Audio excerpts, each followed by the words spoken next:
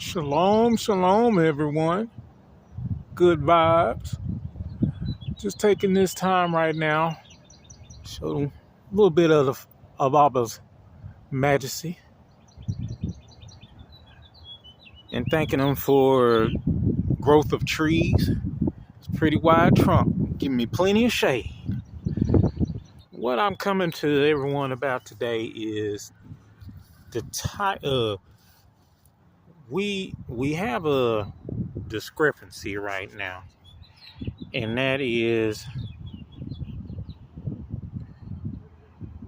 we have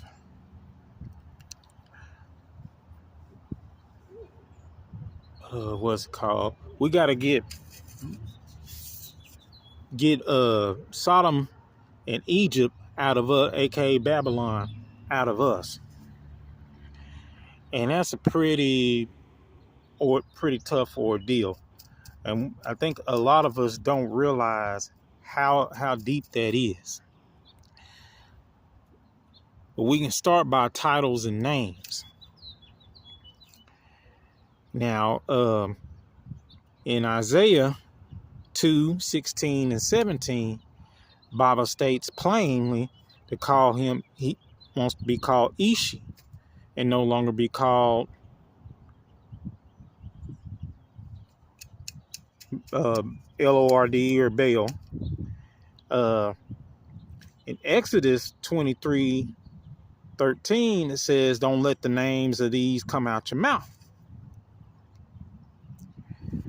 Isaiah 45:5 and 6 says, this comes finally from Yahweh,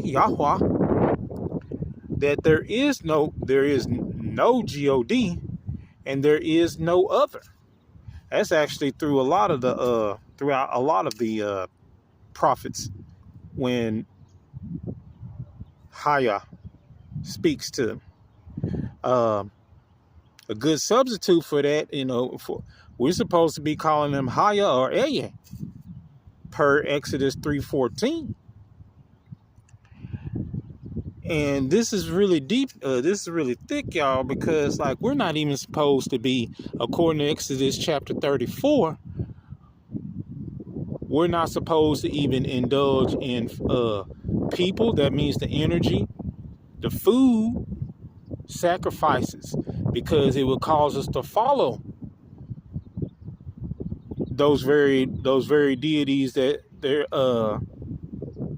we entertain it. It causes us to follow those very deities that people pray to when they saying grace.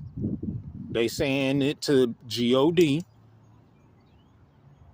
or whoever else they praying to, Lord. The fact of the matter is all of that is being said to that, is being practiced to that, and that's people know the scriptures in that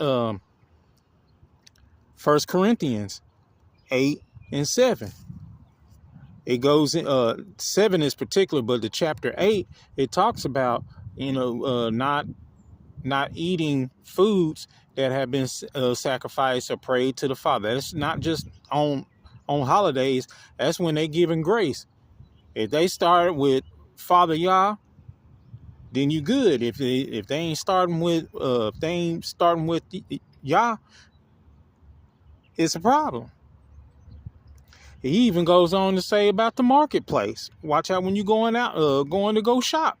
So that means if they got that music going on, that world of music going on, that's an air of caution. But particularly, and see, this is where Imani Yeshua was talking about Exodus 34 and said, hey, then that let me know it's a lie. That's a stroke of the scribe that they put in there when they saying that it doesn't, that what you put in your mouth doesn't defile. They lying on Imani Yeshua, because in Exodus, Baba is saying plain about these things and being reiterated by Apostle Paul. Now, one last thing I want to bring up is Corinthians 10:19-22. Now, in there, Apostle Paul says that everything you are, if it's dealing with, well, it says the Gentile nations, what they worship. So that means God, El, Elohim, all them other ones. It says in their planes, these are, and you can fill in the blanks on that. So that means every time you sit up here, you honorifically saying, well, when the Christian community is saying God and Lord, that's what they praying to. That's what they calling. When we as supposed to be fathers, every time we saying all of this stuff and think that nope, we not. We not. That's already a Canaanite deity anyway. So why are we saying this and think? What makes us think that this gonna make things any better? And that's saying in plural form. We need to stick to what Baba told us. Only thing plural form that we are somewhat allowed with is Zaba, which is a host, and he doesn't say he always puts his name first. Yahweh of hosts. Not no not host to host or call him well, I guess you could call him host to hosts. But that, from what I've read in the scripture, that is the only allowed. Only allowed. Zaba or hosts. I didn't write that on there, because I know some of y'all, what y'all do is just get to this page, get to where I'm at, put a pause in it, and then do your own research and then pretend like you ain't even looked at this stuff. So that's what that is about.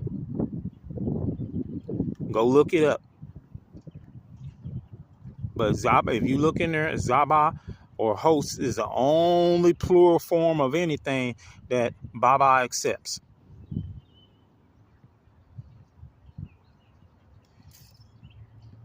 We have got to get out of us. A lot of us are out of Babylon, but we ain't got Babylon out of us. In Revelations, that's Sodom and Egypt. We have got to get that out of us. Please.